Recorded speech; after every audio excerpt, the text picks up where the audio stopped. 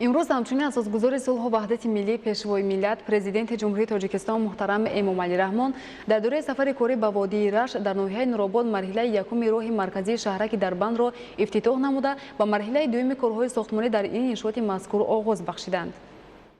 имрӯз ҳамчунин асосгузори сулҳу Ваҳдати миллӣ Пешвои миллат Президенти Ҷумҳурии Тоҷикистон муҳтарам Эмомалӣ Раҳмон дар доираи сафари корӣ ба водии Рашт дар ноҳияи Нуробод марҳилаи якуми роҳи марказии шаҳраки Дарбандро ифтитоҳ намуда ба марҳилаи дуюми корҳои сохтмонӣ дар иншооти мазкур оғоз бахшиданд. Тавре иттилоъ дода шуд, роҳи мазкур дар марҳилаи аввал бо дарози 1,1 километр бунёд ёфта, корҳои сохтмонӣ бо назардошти стандартҳои ҷаҳонии роҳсозӣ анҷом дода шудааст. Паҳнои роҳ 15 метро дар бар гирифта бо хатҳои ҳаракати нақлиёт аз ду самт таъмин мебошад. ҳамчунин роҳ бо 100 адад аломати огоҳкунанда таъмин шуда барои убури пиёдагардон дар нуқтаҳои алоҳида мавзеъҳои пиёдагузар бунёд ёфтааст.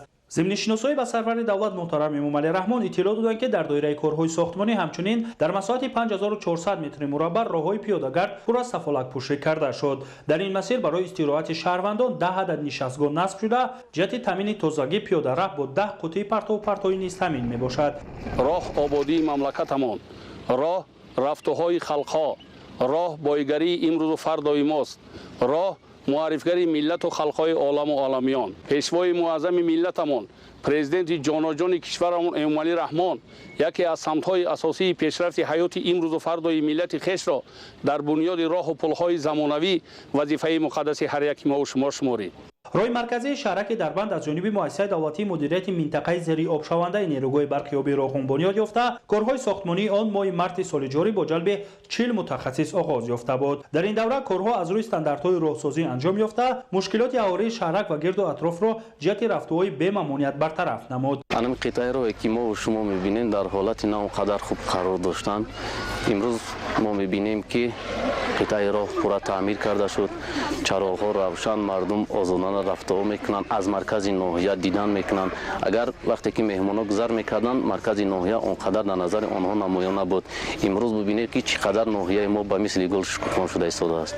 ҳамчунин роҳи навбунёд пурра чароғон карда шудааст. дар шафати роҳ 80 адад симчӯби барқии равшанидиҳанда насб шуда, дар он 160 чароғаки муосир барои таъмини рӯшноӣ васл гардидааст, ки он ҳусни кӯчаи марказии шаҳракро боз ҳам зеботар мекунад. Пешвои муаззами миллат дар ин ҷо ба марҳилаи дуюми сохтмони роҳи марказии шаҳраки Дарбанд расман оғоз бахшиданд. тибқи лоиҳа дар марҳилаи навбатӣ 1,2 километр роҳ бунёд гардида, он бо системаи равшанидиҳӣ, новаҳои обрафт ва хати ҳаракати дусамта таъмин мегардад. пиёдараҳои шафати роҳ низ дар масоҳати 5444 метри мураббаъ сафолакпӯш карда мешаванд. тавре иброз гардид, дар идомаи корҳои сохтмонии марҳилаи дуюм роҳ бо 76 адад симчӯби барқии равшанидиҳанда ва 152 чароғак таъмин хоҳад шуд. тибқи нақша дар иншооти мазкур наздик ба 50 адад аломати роҳ насб карда мешавад. роҳбари давлат муҳтарам Эмомалӣ Раҳмон ба сифати корҳои анҷом ёфта дар марҳилаи аввали роҳи мазкур баҳои баланд дода сохтмончиёнро вазифадор намуданд, ки дар марҳилаи навбатӣ низ корҳоро бо сатҳу сифати баланд ба анҷом расонанд, то солиёни зиёд ба аҳолӣ хизмат намояд.